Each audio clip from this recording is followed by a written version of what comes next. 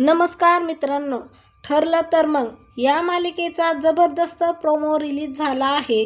या प्रोमोमध्ये आपल्याला पाहायला मिळेल की प्रिया सदा आणि मैनाला पैसे देत असते, तर तिकडे प्रियाचा पाठलाग करत सायली तिथे पोहोचलेली असते आणि सायली सगळं हे बघत असते। त्यानंतर ती सदा आणि मैनाला विचारू लागते की प्रियाने तुम्हाला एवढे पैसे का दिले आहेत आणि तिचा आणि तुमचा नक्की कसला संबंध आहे। त्यानंतर अर्जुन आणि सायली त्या बाईच्या घरी पोहोचतात ज्यांनी प्रियाला विकत घेतली होती। ती बाई सांगू लागते की प्रिया ही सदा आणि मैनाची 5वी मुलगी आहे। अहो, मी खरं बोलत आहे।